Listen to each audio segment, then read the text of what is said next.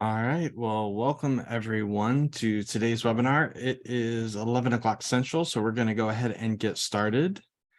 My name is Andrew Jensen. I am the audio visual specialist at GCFA, so I'll be helping to facilitate today's webinar. If you have any needs, please in the chat. You can go to host and send them directly to me, and I will work with you to resolve those. And if you have any questions, comments during the webinar, please send those to panelists. And I'll be working with our presenter to get those questions answered. So today's presenter for the Clergy Discretionary Funds is Bryan Mills, General Counsel for GCFA, and I'm going to go ahead and turn it over to him now. Good morning, everyone. So I've got a handful of slides here that I'm going to go through and put your questions in the chat as we go. There will definitely, I believe, there should be some time left over at the end to try and work through as many questions as we can. And I'll try and keep an eye on them as I'm going through and maybe respond to some in the moment. The one thing I want to let everybody know before I forget and before we get started is on GCFA's website, and I think there's some information on the last slide about where to go. This is a presentation version of a document that's on the website that I think you would find really helpful.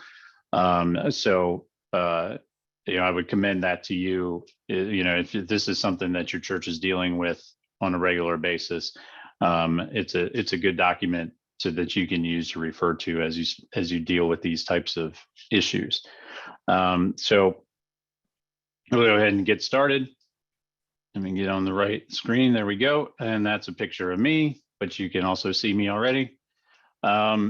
Here is, this is what we're going to go through. We got some examples at the end. We're going to try and make it a little bit interactive and not just me talking at you for a bit of time. But I'm going to work through some various aspects of this topic, and then we'll look at some examples and try as a group to figure out whether we think they've done it the right way or they've done it the wrong way. So let's start with just kind of the basics. Like, what are we talking about here? What is a clergy discretionary fund? And you might hear that phrase. You might hear pastor discretionary fund. You might hear a church benevolence fund. A lot of these are kind of talking about the same thing. Really, in general, here what we're referring to is in a line item in the church budget, an account, a bucket of money that is available to help needy individuals as a need arises. So, for example, if a family in the church, the mom is the one who has the full-time job, and she gets injured and can't work for some amount of time, can't get to work. So to help that family out while they're trying to work through that. If a family has a child that gets hurt in a sport accident and needs to be in a wheelchair, and so now they need a wheelchair accessible van, and those are a lot of money, and they don't have the money to pay for that right now. So this is money that could be tapped in for unexpected things like that, or for kind of regular helping just needy individuals that the church learns about, maybe inside the congregation, outside the congregation. You'll get a flavor for some ways in which this comes up as we get into the examples. But they're set up in different ways. But again, they all kind of have this same purpose. Generally, there's, as you can see here, there's some decision maker. It might be just the pastor. It could be maybe more than one individual or a group of individuals. But we're going to kind of put it in the context of the pastor, or if there's annual conference folks here, the bishop. So a single decision maker, essentially, who has the ability to spend money out of this fund to carry out those purposes. As I said, the specifics vary from church to church or conference to conference. The important thing here, and we'll get to this in a little bit as well, is whatever those features are, whatever the rules are, whatever that's meant to try to address, make sure that's written down somewhere. That's really important. If there's ever questions come up of, is this a correct use or an incorrect use, or what's the requirements, what's the rules, you just go to the document that spells it out. That is so much easier than somebody going, well, I remember we decided this, that, or the other.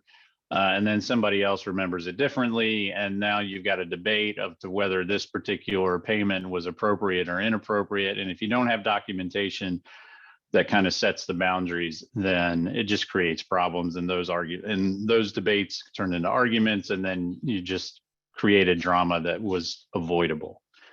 And then importantly, if it's not done right, you can create unintended tax consequences for the pastor, especially. And those are just things you just don't want to have to deal with. You just want to be able to totally avoid that. And that is something that's easily done if they're just set up correctly and then handled in that way. So a few words about who owns the fund. This is something the church sets up, so it's ultimately responsible for it.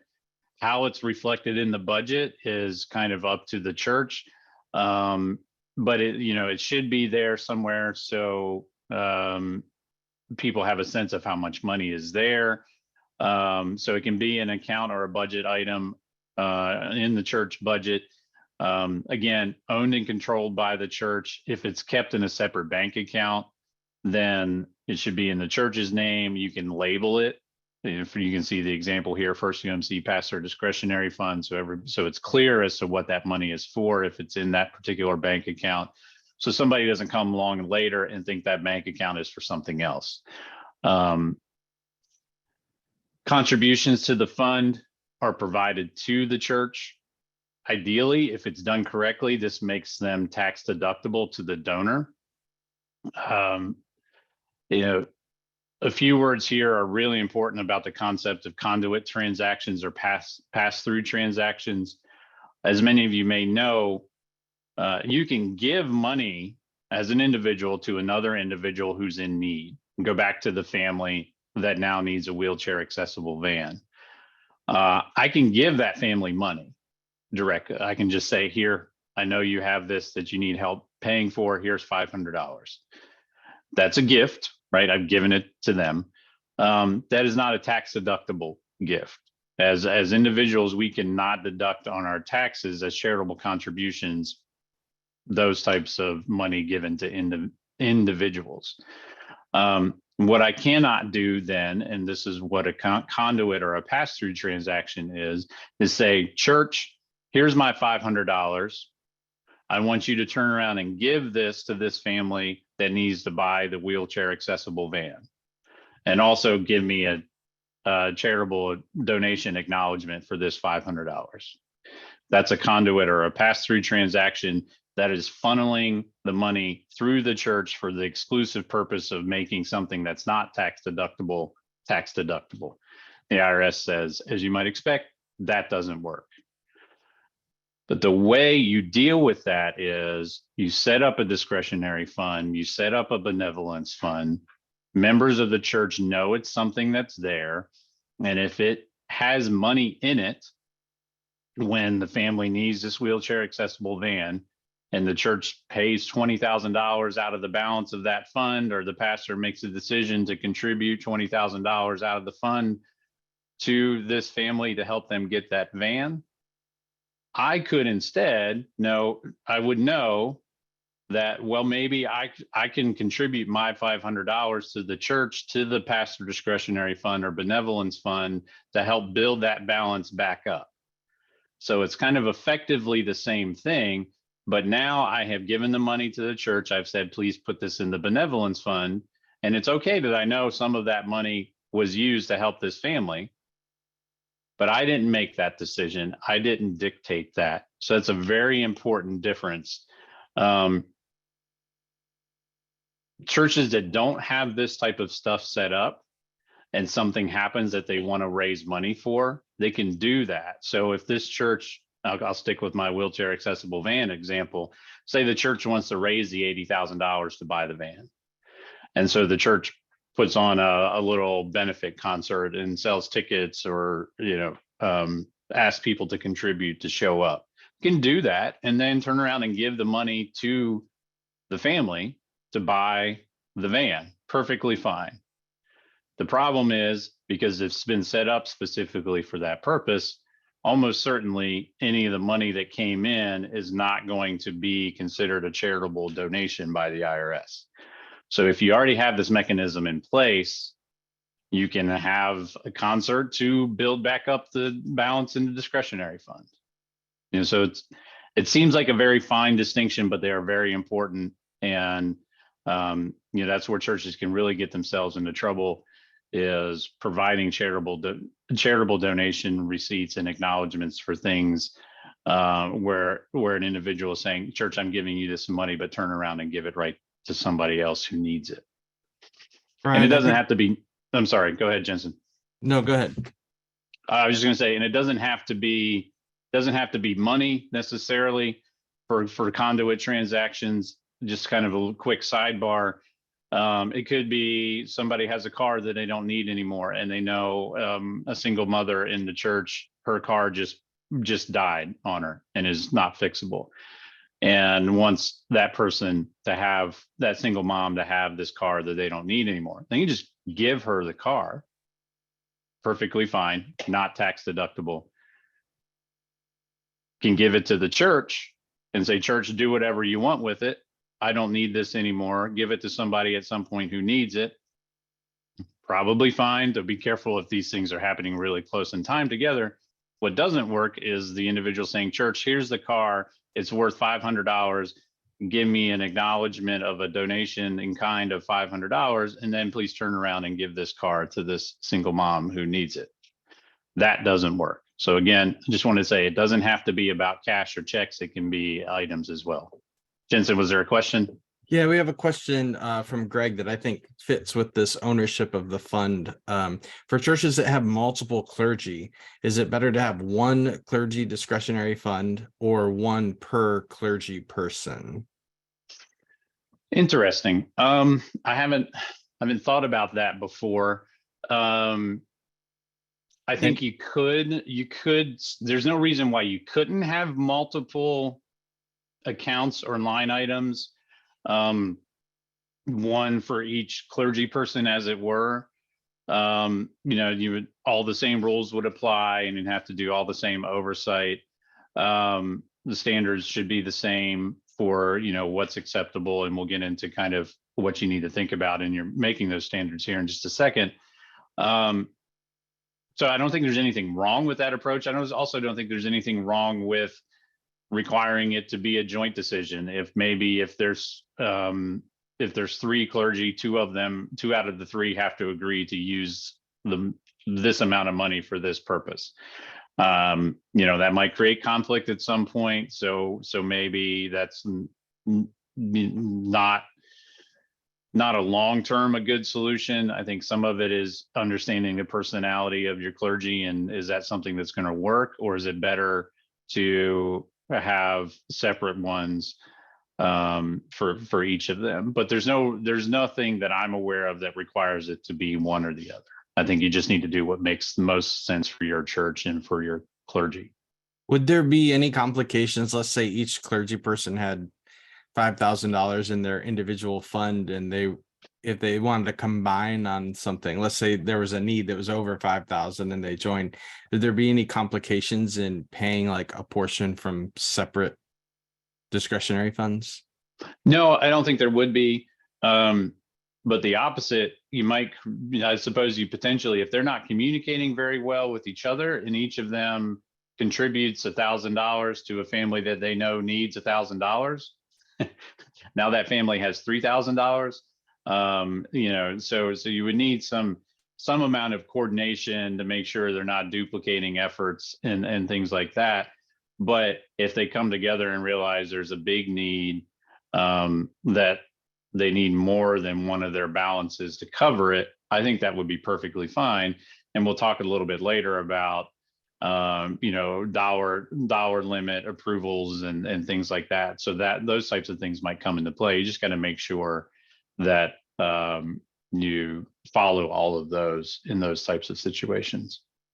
And then the last question that kind of fits into what you were just speaking about is a church that has a food bank, and they receive donations specifically to go into the food bank discretionary fund. Are those donations tax deductible? Okay, I think if I understand the question correctly, I think they would be.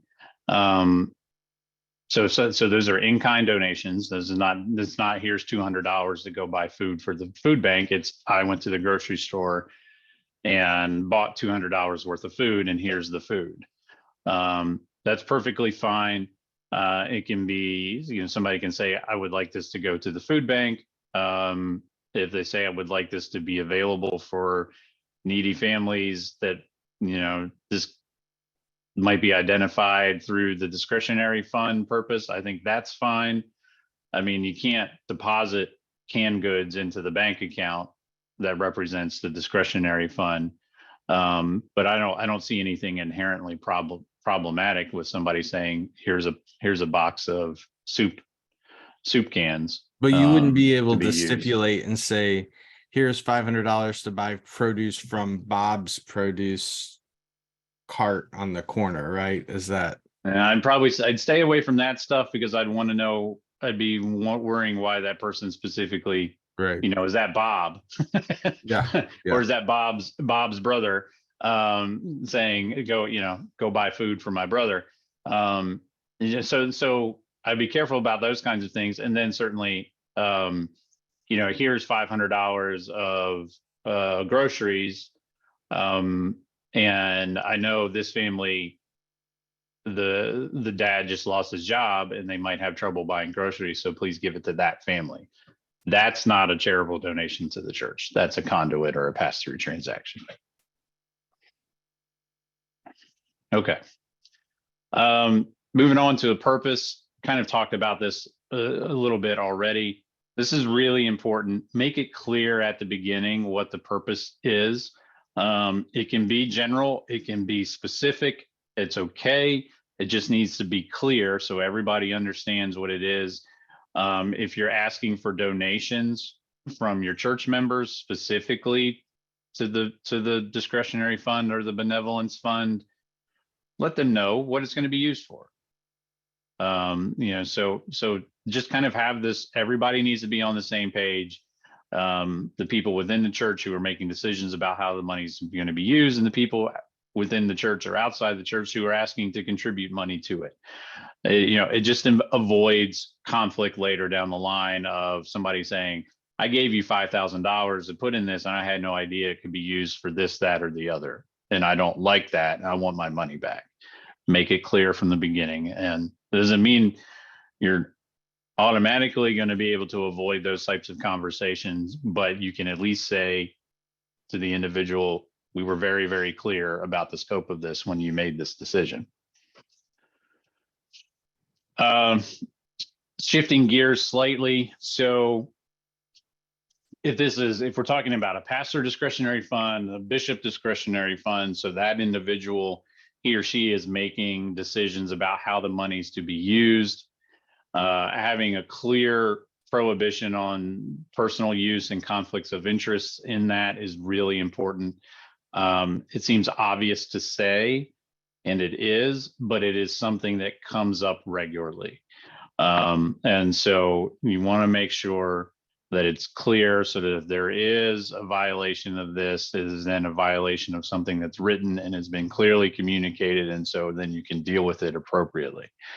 So obviously then the pastor should only use the funds for the stated purposes, not for personal gain or benefit. There should be no direct or indirect benefit to the pastor or anyone related to the pastor. You might even expand that to friends of the pastor. I use this phrase sometimes. There's actual conflicts and then there's things that look like there might be a conflict. My strong suggestion is you do everything you can to avoid things that look like there might be a conflict. Maybe there isn't, but perception is reality a lot of times. And if the members in your church are looking at something or find out about something and they go kind of, that doesn't quite seem right, you can maybe explain it and they'll go, oh, okay. But you kind of planted that seed. So appearance of a conflict, appearance of impropriety, just do everything possible to avoid those types of things. And if there is a need that is maybe too close to the pastor, a neighbor, a longtime family friend or something, have another way for that decision to be made that is not influenced by the pastor, not decided by the pastor. We had one question about, it was 2 slides ago where we mentioned underserved ministries. Can you just try and define underserved ministries? Sure. I mean, we're talking about a bucket of money. So primarily when I'm using underserved in this context, it means underfunded. And so something that is maybe its budget got cut for one reason or another.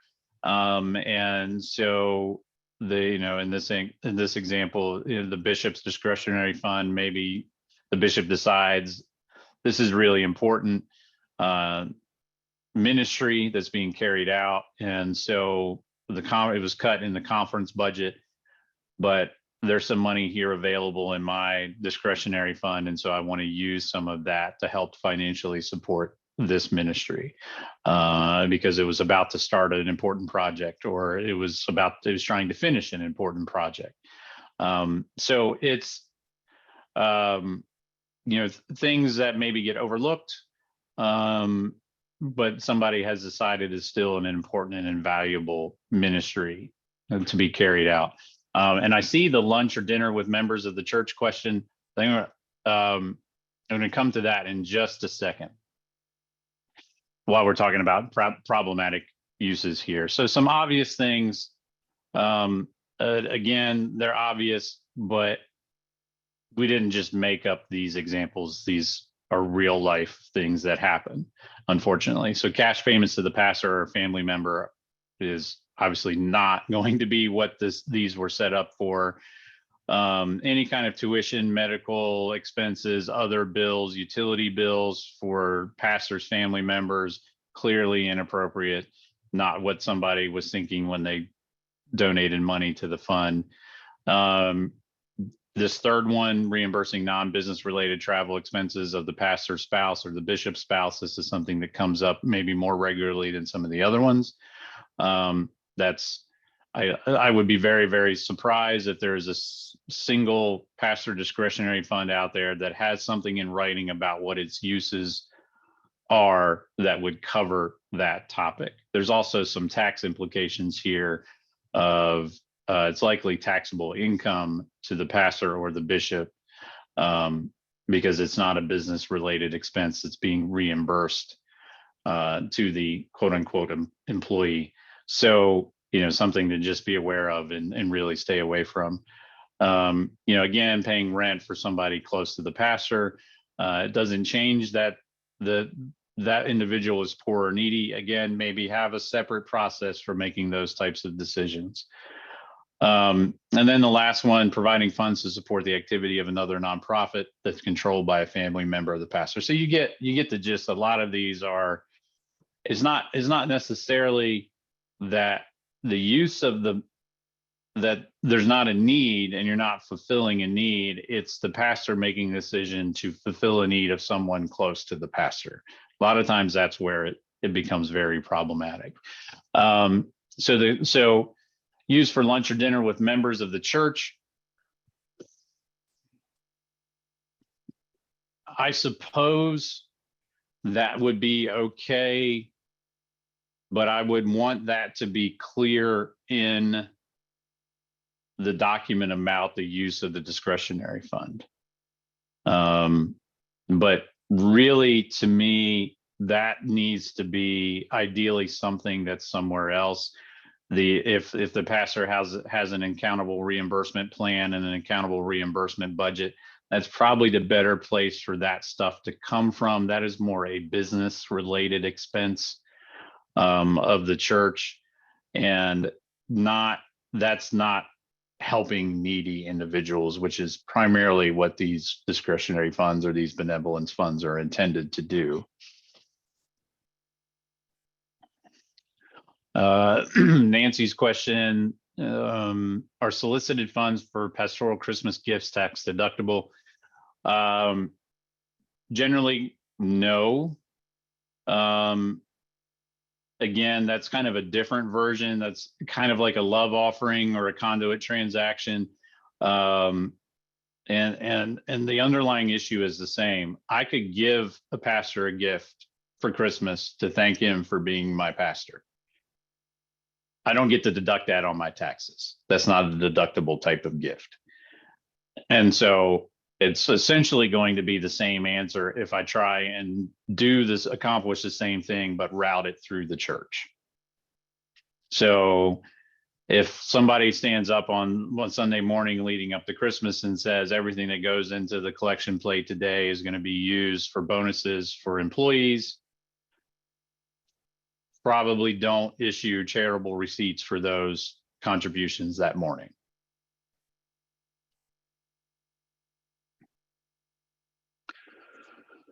Okay, I know there's more questions and we'll get to them, but I want to keep moving through. So documentation and record keeping is important. The written policy about the discretionary fund and its uses should require that distributions be documented and recorded. So there's several examples here. $100 was given to the Smith family to purchase groceries. Buy bus tickets and a new pair of shoes and slacks were purchased for a homeless person who had a job interview. These can be, think about how, so there is some sense of confidentiality here that I want to honor. The needy individuals may not want something that says, Bill lost his job, so I gave him $200. That might be embarrassing for Bill if somebody else sees that. So it can be somewhat generic. Like that last one, number 4, it doesn't say which necessarily program, or number 3 doesn't say which homeless person. So there needs to be enough there that somebody can look at the records and go, okay, I understand what this was used for, and this was clearly an appropriate use. There does need to be the ability for somebody to ask more questions. So if it was $100 given to an unspecified person to purchase groceries, it's probably not going to prompt a lot of follow-up questions. But if it was $1,000 was given to an unspecified person to purchase groceries, that's a lot of groceries in a short amount of time.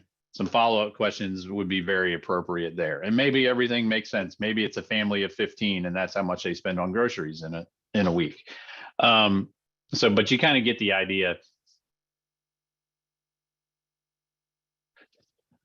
Continue with documentation and record keeping. As I said, ask for more information when it's appropriate. The actual payments, there should be a formal process for that happening. It shouldn't just be that the pastor is able to just write a check out of it or go and withdraw money out of the fund and hand somebody cash. There needs to be some checks and balances in there.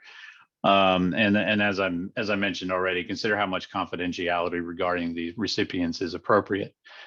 I would suggest that the higher the dollar amounts, in some ways I think that wants people to be more confidential, but really it probably needs to cut the other way. At least that it doesn't have to be broadcast to everyone. It doesn't have to be in a ledger that we gave $1,000 to the Smith family because Mrs. Smith has been diagnosed with cancer. But that information might need to be kept somewhere that's not available to everyone in the whole process, but is available to at least a few people who can go, okay, this $1,000 was clearly appropriate. Dollar amount limitations I've mentioned already. This is an important aspect. Say this is a fund that has $30,000 in it. You don't want your pastor to be able to just say, we're going to spend all 30,000 on X. Decide what you're comfortable with. If it's a fund that typically carries a large balance, you might be comfortable with a higher dollar amount. If it's a fund that's usually only a few $1,000s, that dollar amount might be 100 before anything above $100 needs somebody else's approval. But again, this is an important part of setting things up in advance, and it's something to consider and something to make sure everybody understands. Cash payments versus making purchases. Generally, making the purchases is better. The why is kind of obvious, but it's specified down at the bottom. If you just hand somebody money, there's no guarantee that they're going to use it for the reason that you intended them to use it. So if you can directly pay somebody's utility bill, do that. If you can directly pay an office bill, do that. If you can directly buy the groceries or buy the bus ticket or buy the vehicle, do that rather than just handing over anywhere from a small to a sizable amount of money and hoping that it gets used for the purpose that it was meant to be used for. This speaks to a little bit of one of the questions earlier. Make sure it's kept separate from other expenses. It has a unique purpose, so don't get it mixed in with things that have other distinct, unique purposes, like the accountable reimbursement budget or plan. This is not a backstop for that. If it runs out, that's almost certainly not going to be part of why it was set up in the first place and what its appropriate uses are. This avoids as much as possible unintended tax consequences again. And as I said, likely is not consistent with the purpose of the fund to begin with. All right, we're going to get into some examples here in just a second, but I see there's some questions that popped up. So I'm going to take a peek. I scrolled back. So the first one was providing funds to NPO. Is it still problematic if the pastor sits on the board of the NPO, but is not a controlling entity? This goes to my appearance of conflict or an appearance of impropriety. It may be true that the pastor gets no real direct benefit or even an indirect benefit out of money being given to that other nonprofit. But if somebody sees it, they're going to have questions potentially. And I think ideally you avoid those types of situations if at all possible. So, if there's if there's a separate approval process for that type of payment, that would be a time when you could use that. Maybe the finance committee or the treasurer or the board of trustees or some other group has to sign off on it, gets a chance to review it and decide whether it's an appropriate thing for the church to do or not. All right. Next one is, what about the pastor taking staff out to lunch and using the fund to pay for that? Yeah, I think that's the same kind of issue with taking church members. It's not really the purpose of the fund to begin with.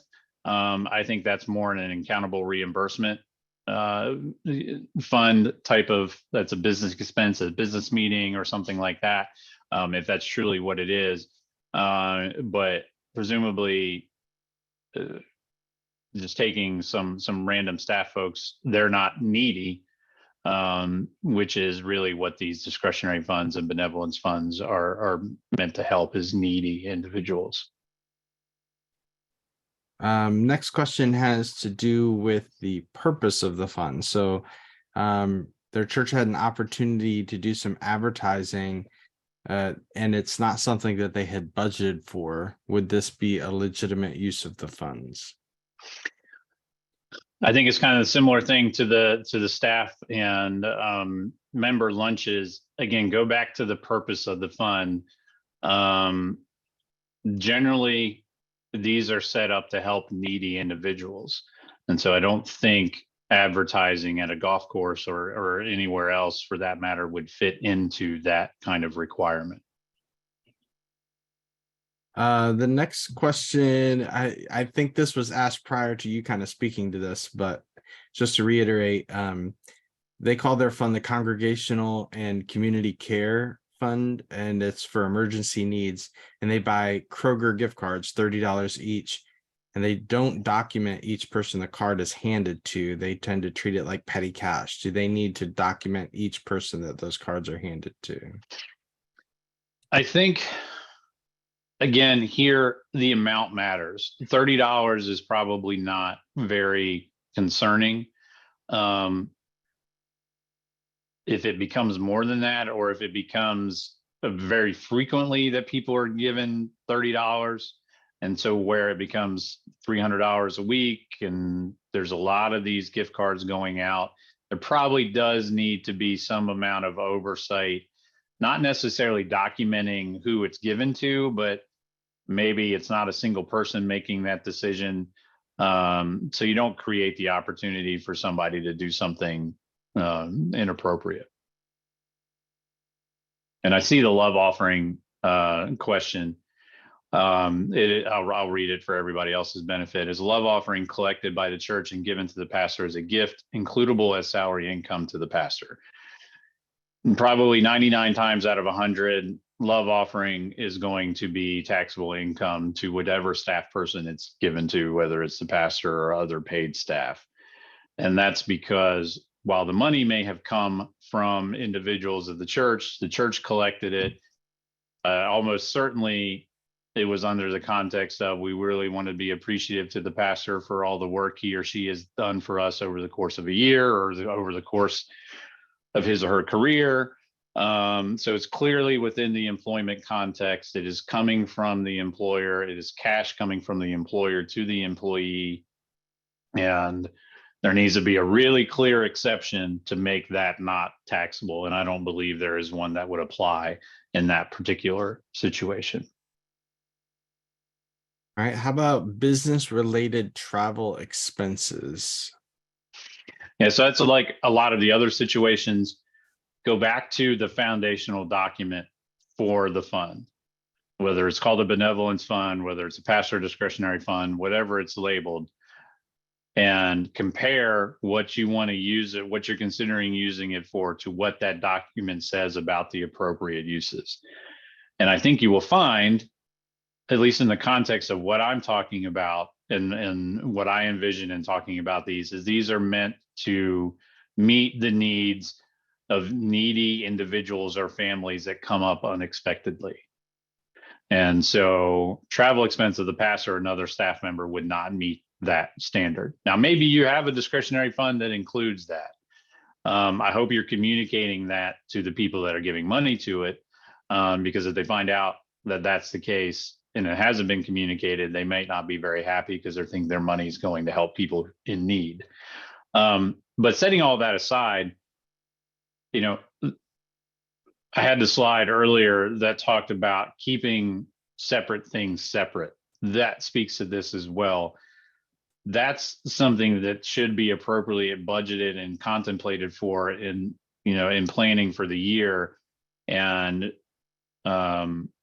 handled in that way, out of an accountable reimbursement plan, out of an accountable reimbursement fund, rather than going, oh no, we've run out of money over there, we're going to tap into other things that weren't intended for this purpose. So some of that is about planning and projecting what your expenses are going to be. And again, keeping separate things separate. You start mixing and mingling stuff, that opens the door to problems down the road. It's, well, we'll just do it this one time, and then it's another time, and then it's for something else, and then it snowballs. The next question is just for some clarity on pass-through. So money given to a fund, let's see, money given to fund an underfunded ministry within the UMC denomination. Yeah, I think I understand the question. So the important thing so a nonprofit can give money to another nonprofit. That's not problematic. And if the mission or ministry is not formally set up to take its own donations, then I don't think there's anything obviously inherently problematic about giving money to the church, knowing or expecting that the church is going to use that money to support that mission or ministry. As long as it's consistent with the exempt purposes of the church. It's really more about individuals, a needy individual. That is, giving money to a needy individual as a person, as a taxpayer, is not something that's tax deductible. And so what the IRS says is you can't turn it into something tax deductible by funneling it through a nonprofit, whether it's a church or some other type of nonprofit. So that's the kind of conduit transactions that we're talking about.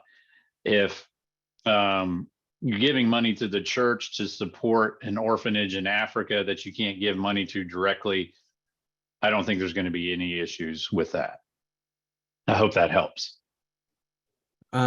Next question. I'm going to clump two of these together here. You'd mentioned keeping records in some instances. Who needs to keep those records? Is that the pastor, the treasurer, or both? And then I'm going to also add a part B to this, which is when you talk about approval, whose approval are you talking about? The church council? So that's where the variance comes in for both of these. It could be the finance committee, it could be the church council, a dollar amount above a certain or a contemplated payment to someone above a certain dollar amount. Maybe the treasurer needs to sign off on it. It can be an individual, it can be a group of individuals. There's no hard or fast rule about who it has to be or who it can't be. You just need some other folks to be involved in the process in certain ways. About the records, I mean, the pastor, yes, initially as a person making decisions and knows who and how much was given. Sometimes it's just simply a handwritten note, gave fill in the blank $100 in cash because they needed to go buy a couple button-down shirts for a new job that they just started. It can be something as simple as that, but they need to be kept and they need to be accessible for others because this is a church fund. It needs to be. I think this was on the slide somewhere, and I didn't point it out, but I'll do it now. Part of the auditing process, this should be subject to that. There should be some back end going through at the end of the year. Okay, this is how much was spent. Let's do some spot checking to make sure things are being done correctly. And I see the no distribution in cash question. I'm not saying no distributions in cash. I'm simply saying if you can do it directly, that's preferable. But I'm not suggesting that you can never hand somebody $100, like I said, to go buy a couple of shirts. Because how do you do that directly? Then the pastor's got to go with them to the store, and that's probably not ideal. But when you can pay a bill directly, that's probably the better way to do it, because then that it was taken care of. And I know there's more questions. I want to go through some of the examples and we'll see what we have left. So I think, Jensen, we're going to be able to do a very simple poll for some of these so folks can see what they think. So the first example here, Pastor William distributed $5,000 out of the discretionary fund to assist his daughter with the down payment for her first home. If she didn't get this $5,000, she would not have been able to complete the purchase of the house. So what do y'all think? Yes, this is good, or no, this is bad?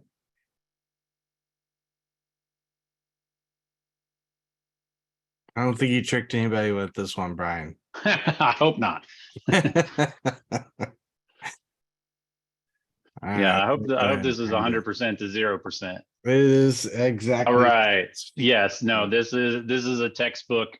Do not do this example. So we're going to start easy. This one's kind of lengthy. I'll I'll highlight it a little bit. Okay, so Pastor Dave, his church has a written discretionary fund. There's $2,500 in it annually. He can spend up to $300 at any one time. And it says it can only be used to provide care for the needy. So Pastor Dave makes various payments over the course of the year and provides documentation for each of those. So you got $100 for grocery coupons for a needy family, $100 paid to directly to utility company for somebody's heat bill that they couldn't pay.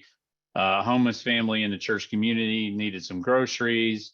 Bus passes for men at the homeless shelter. $300 for Wesley House for school supplies for needy children, and then another $300 for the Wesley House for school supplies. And see the parentheses. He got the approval of the church council because this ended up $600 to one recipient. And you see some of the other ones here, $50 for cab fare coupons. What do y'all think about this?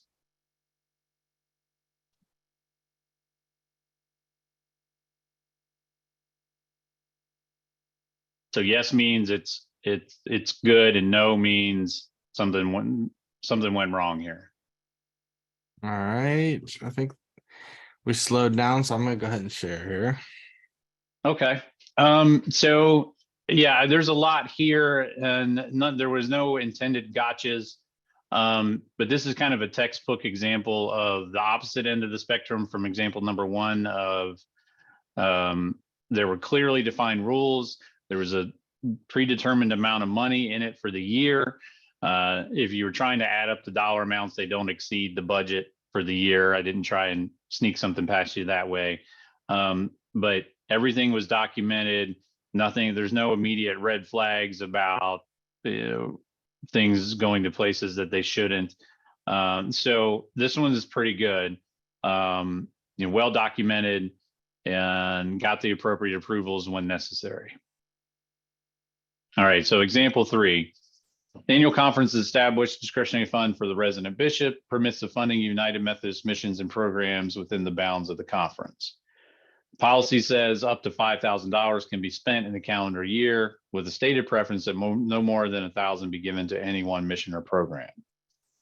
The resident bishop decides he or she wants to give the full $5,000 to cover a fundraising shortfall for a children's home, which needs building repairs.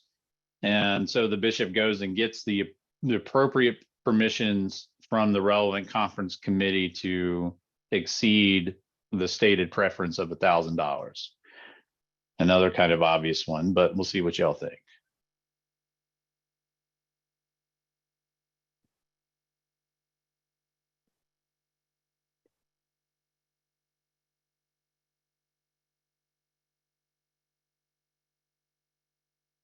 All right.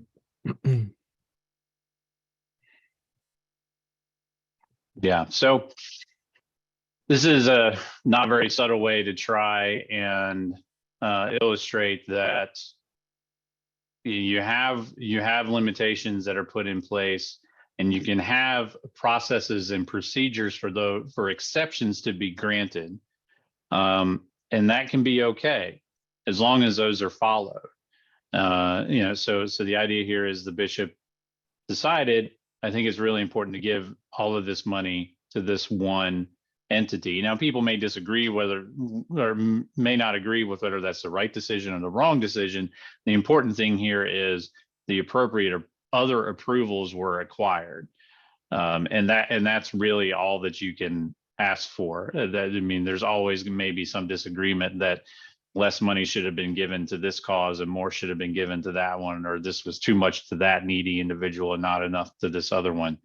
You can't write rules that avoid those types of things. What you do is you write rules to set clear boundaries, and then you can have a process for exceptions to those boundaries being granted in particular instances.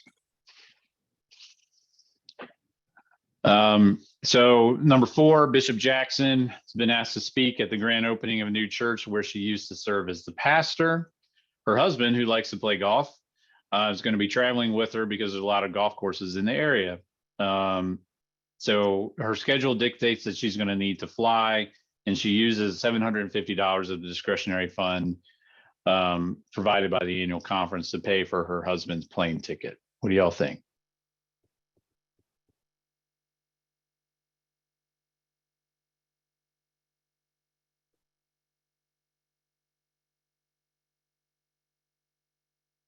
Seems like everyone agrees on this one here. Yes, no would be definitely the way to go here.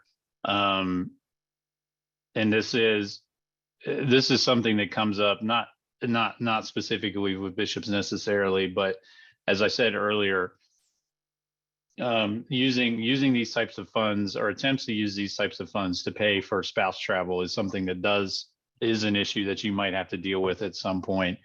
It's maybe more common than you might think. And again, you go back to the foundational documents of the fund and what its purpose is. And I would be very, very surprised to find one that this would fall within the scope of those purposes. And again, as I mentioned before, you probably then created some taxable income that needs to be dealt with. Okay, so quickly on this one, Pastor Kathy has $5,000 in discretionary fund. There's no written policy about how the funds are to be used. They are kept in a separate account, and Pastor Kathy is the sole authorized signer. She uses the fund for the same purposes each year: school supplies and winter coats for needy children, provide homeless persons with Thanksgiving and Christmas dinner, and purchase food and bus passes for the church's neediest families. Okay, what does everybody think? Problematic or not problematic? So I shouldn't have said it that way. Sorry, Jensen. Sorry, everyone. So yes, everything is fine. No, everything is not fine.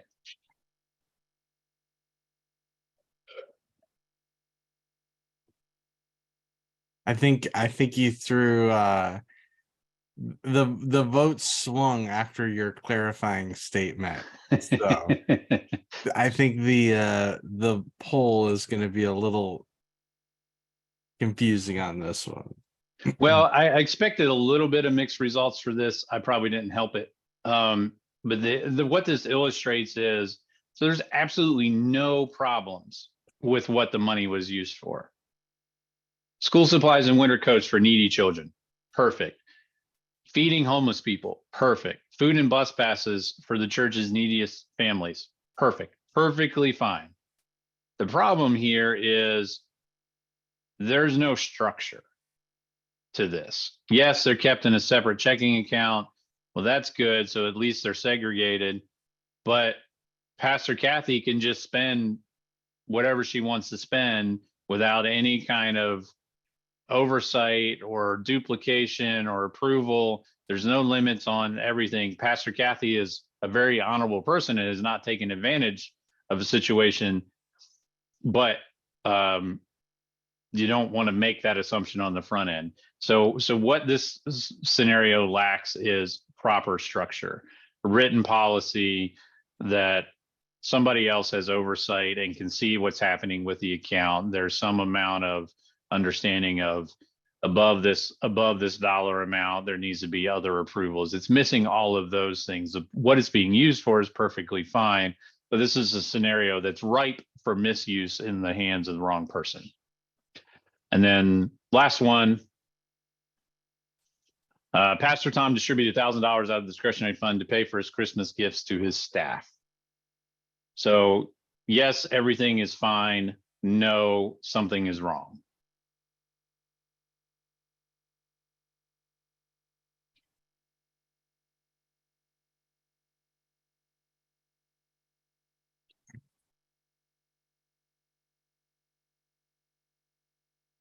Yeah. So the issue here is not that there's anything wrong with buying Christmas gifts for staff, it's where the money came from. And this is probably not, and really shouldn't be, the intended use of a discretionary fund or a benevolence fund. So that's what this one is intended to illustrate. And I think somebody asked about a link at the beginning. I don't know if Jensen, if you're able to put it in the chat for everybody, the main resource page. But you can also just Google GCFA Clergy Discretionary Fund, and I'm sure you'll find it pretty quickly. But we got about 5 minutes left, so we can try and work through some questions. Oh, you've already got, well, that's the local church audit guide, if anybody wants it. The link there in the chat. Thank you, Jensen.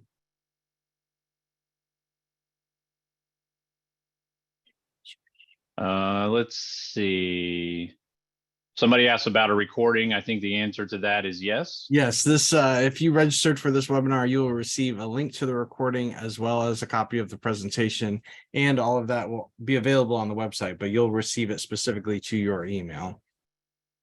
So somebody asked about a sample policy. We don't have a template. We do have the document that outlines what you would want to put in your policy and the issues to think about. A couple suggestions of how to come across a template. Reach out to some of your sister churches and see if they've already kind of done some work here, so you don't have to reinvent the wheel. You can probably also just do some Googling and find some written examples. Let's see.